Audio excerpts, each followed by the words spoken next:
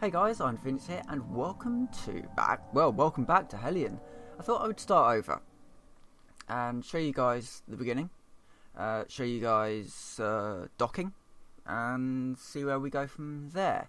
So when it finally loads in, we'll get started. Now, for those of you that don't know, Hellion is a space survival game that puts you in the ruins of a space station.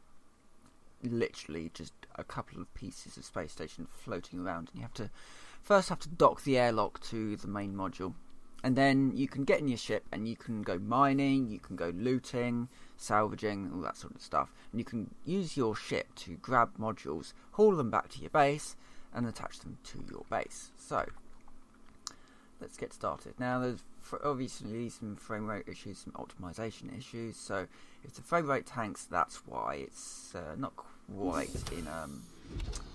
in the best state at the moment. But it is getting better, I have to say. This is a couple of weeks in, and yeah, it's something that I kind of considered this game to be. It's not an easy game, and as a result, it's actually good. I think would actually get quite an interesting community. So what I'm doing here is I'm just powering up my life support and also turning on the solar panels and the capacitor. So that's going to give power to the base, and it's also going to give life support. Now if you go over to the life support panel, you'll also see that there are a couple of flags up to say that some things have some issues. Well, we may or may not be able to fix that. So in this one, we do have a couple of CO2 filters. So if we open the air filter up, we can then place these air filters in. Now, green is the best, orange is somewhere in the middle, and red is the worst. So I have just put in a terrible air filter into the system. And then all around the base, you'll also see these things, and you can pull these things out, and you can replace them if you've got the parts for it. So let's have a look in here, see if we've got any parts. We have a couple of servos. We've got a couple more we've got a couple of air filters and CO2 filters, and I think that's the pressure regulator, which is out over in our life support node. So that one's fine. I mean, this place is pretty beaten up, and you can find more of these components scattered around the world in modules, in derelicts, and also in ships. So anyway, let's go outside. I just need to grab my suit. So this jetpack has oxygen for about 10 minutes, which is enough time. I know, some people have been complaining about the time, but it is actually enough time to get your airlock module to the base. And that's basically what we're going to be doing this video. If you want a much more deeper look into the world of Hellion without this sort of stuff, I do have a video called A Deeper Look into Hellion. And I also do have a first look at Hellion as well, which was me just bumbling around and restarting a lot. You will restart this game a lot. There's certainly no shame in doing that. It takes a lot to kind of make this game click, and once you do that, once you kind of understand the game's mechanics, an awful lot of aspects of the game are suddenly going to slam into place. So anyway, let's go outside and see what there is to see. Alright, so first things I should explain. So inside this module you have gravity.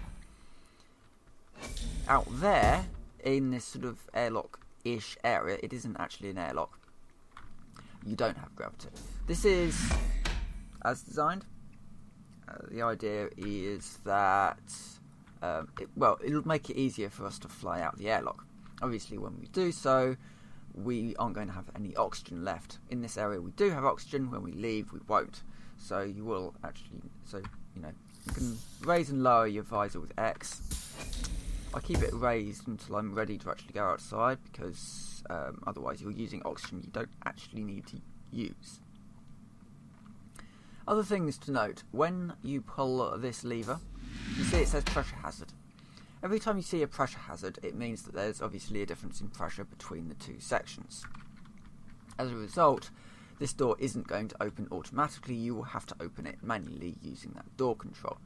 Make sure the door behind you is closed. That one is, I believe, closed. You can also close them manually as well using the same lever. It's just hidden in the door control. Now when we open this door, all of this oxygen that is in this section here is going to be evacuated out the front, taking me with it.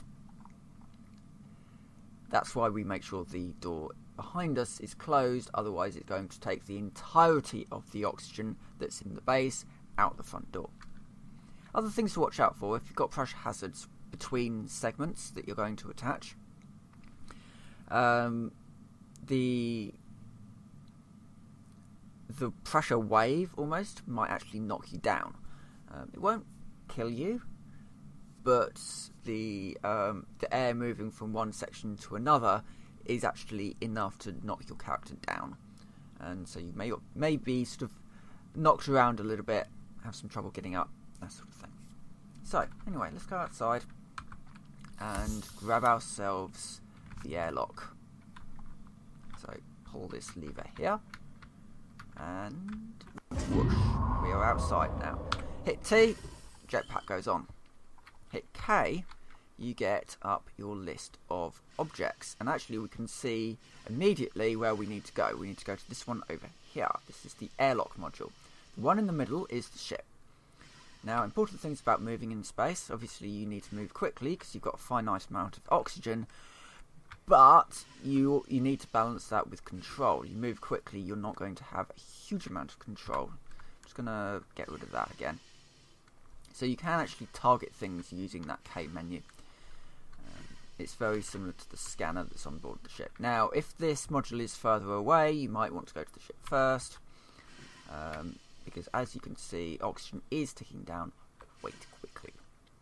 Sometimes there are jetpacks inside this module as well. Right, the one that we're heading towards is this one. It's a blinky light. It will always be a blinky light, and it's called docking panel access. Bring that up and go. Right, we need to be quick about this, so we want standard docking port A. We want to be linking to standard docking port A, and the arrow in the middle is where we need to aim. Wait, no, the one on the far side is the one we need to aim for. So we're going down. Holding shift will stabilize your craft. And there we go. Right. So now we want to move forwards reasonably quickly. We do have 20 fuel, which doesn't sound like a lot, but it's plenty for this maneuver. We do need to be going quite quickly for this bit though. Docking is actually really easy once you get the hang of it. First time you do it, go in slow, take your time, make sure that you've got lots of oxygen when doing it. But over time you will get to a stage where you can very, very quickly dock this module. Because it is literally just move into position. So I want to start slowing down now. Remember, space is going to keep your momentum. So, move forward, stop, turn, move forward, stop, turn. It's pretty much that. The other really important thing to make sure that you do is make sure that your module is the correct way up. Now, as we move in, what we will see on the bottom of our module is, the bottom of our target module, there is a couple of air vent type things. So we know at this point we are coming in upside down. So let's just slow. Turn.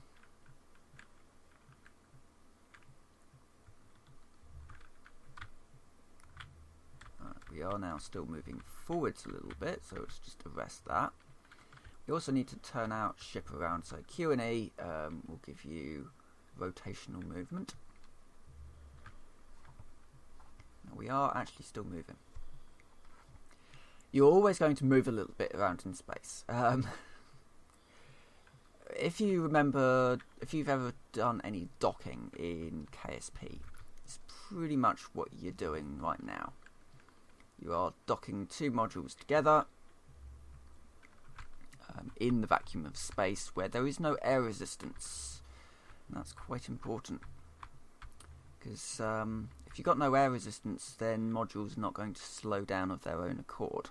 You do need to put in a little bit of delicateness. Right, and then up like that. About there, because we're not just trying to arrest as much of the movement as well as possible. You're going to hear quite a bit of keyboard sound because I am tapping. Don't hold. At this point, you basically want to be coming in nice and slowly. The game will forgive you a certain amount, but not much, not by much. So we want to come up slightly. I want to move in a little bit quicker than this, because I am also concerned that my oxygen is going to be running a little on the low side. I'll probably get in with about half oxygen left. It probably takes about 5 minutes, I would say, to dock. As long as the docking module is in a reasonable position, it's not going to be too bad. Now we are just now basically on final approach at this point. A little bit of manoeuvring just to make sure that it's tight. Let's just back off a little.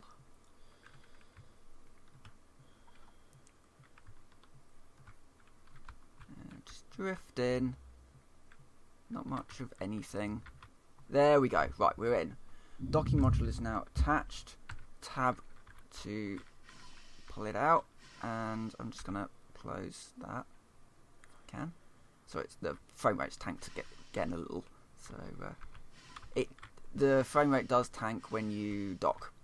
Not completely certain why, but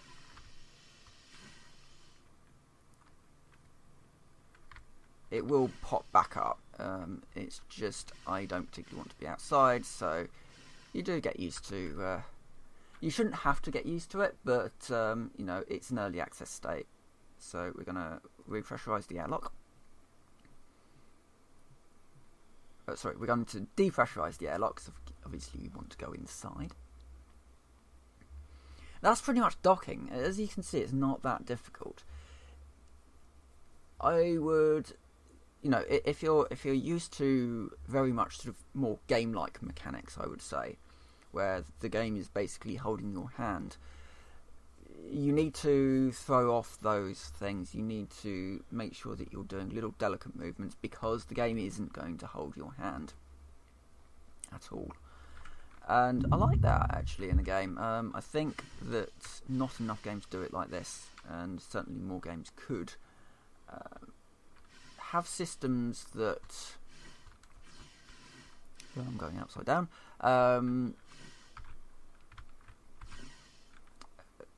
Yeah, that have systems that do this sort of thing, that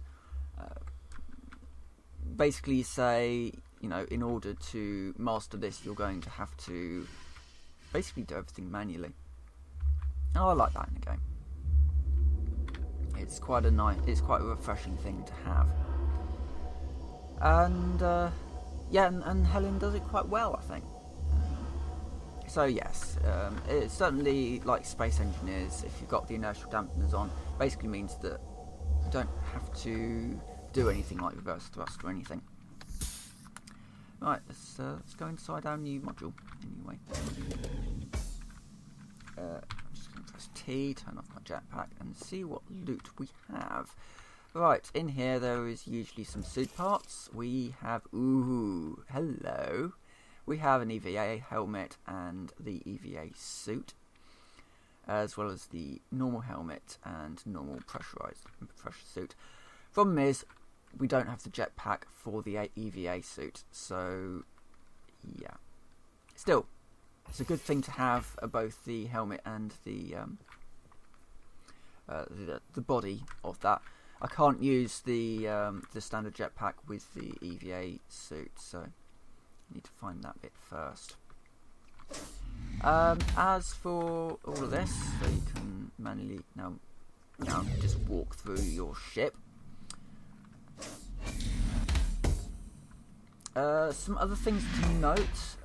You do have a thing here for first aid kits, so you can actually put your first aid kits all in there if you wanted to. You've got these 2 modules around. You've also got a recharge station for battery stuff, as well as your cargo interaction panel, and I'll just show you that one. So you stick your jetpack in there, and then you've got oxygen and nitrogen here. I've only actually got, so I've got some oxygen, a little bit of oxygen.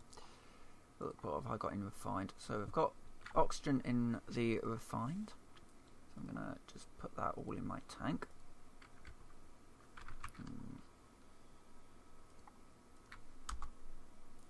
Evidently there's some issues,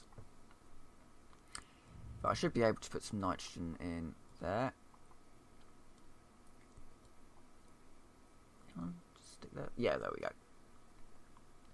So you do get given a little bit of nitro propellant for your jetpack, and some oxygen as well in your cargo bay. So that one is now fully fueled up. I guess I should just go over the ship as well, because why not? So, and now we've got this wonderful new airlock as well. So you can step into the airlock, like so, and then we can start depressurizing. If you need to undock any modules, there is a lever next to you. You have to pull both of them in order to decouple a segment from the ship. So let's depressurize. Right, when that hits about 0.7, I like to put my helmet on. There you go. Again, I don't want to waste oxygen, so that is now going to depressurize. We'll leave, we'll enter the ship, and then I'll finish the video. We'll get the ship set up, and then I'll finish the video there, I think. So let's go outside. Obviously, people can raid these bases. I mean, I'm not really too concerned at this point. There's nothing really to steal from the base. Ships are more the thing that people like to nick, it seems.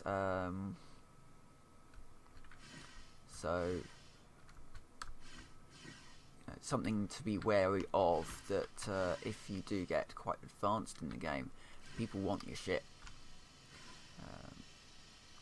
Mainly because if you've got 2 airlock modules on your base, then you've essentially got 2 access points. But what you can do is dock your ship to your base, and that essentially locks it. So if you can get yourself get hold of another ship, then you can effectively lock your base completely from any intruders. Right. So you always get in your starting base, a ship. This is a utility ship, completely unarmed, but it's very good for just getting from place to place and stealing modules. You get a couple of derelicts, the sort of starter module, which has got life support and solar panel. It's a sort of a reasonably all-rounder sort of module, and an airlock, and you have to make your airlock to your all-rounder. Out in the world, you get an awful lot of other stuff. You get fusion reactors, you can get a dedicated life support module, corridor pieces, and There's a cargo bay and a control tower. There's a few different things basically that you can pick up, and I think they're obviously planning on adding some more different types of modules. They seem to be reasonably good with the community. Answering the community questions and all that sort of stuff. They seem to be reasonably active developers, and there's apparently more stuff coming. There's a content patch coming at some point. Mostly at the moment they're working on fixing the game. It is in a rather interesting state at the moment. There's a few bugs here and there. There's frame rate issues as well. The frame rate has got a lot better since the last patch, though, I have to say. So they are, active, and they are constantly working on the game to make it better. Right, we're now in the ship. So very quickly, you'll want to go to your power supply when you get in the ship. Get your solar panels out. Get your capacitor charging. That's the first thing you need to do. Get your capacitor charging. Life support is on by default. And I've got 3 rifles in this. I've got a spare jetpack and a spare helmet. Downstairs I'll have a few modules lying around. I'll just want to quickly check to see what I've got in there. This now does function as an airlock, so you can vent this section and then use that as an airlock to move between sections. So we've got a couple of drills. We don't have any canisters, but there is one in the base, so I can always go and get that one. There's a couple of batteries there as well. Or I can go looting and see if I can find some modules. Okay, we've got some decent stuff in here. Just open all these up, doing the Borderlands system of open the canisters and then have a look inside, because the canisters take a little bit of time to open. Right, so we've got a spare warp core. We've got quite a lot of green stuff actually. That's quite surprising. Usually these are empty or completely red, so I seem to have quite a few good bits of stuff down here. I don't have a mining canister, which is a little annoying, but I can always get some more. That's not really a problem. So anyway, I'm going to end this video here. Next video I might just kind of show you how to find some things. So with that, I'll say thank you very much for watching, and I will see you next time.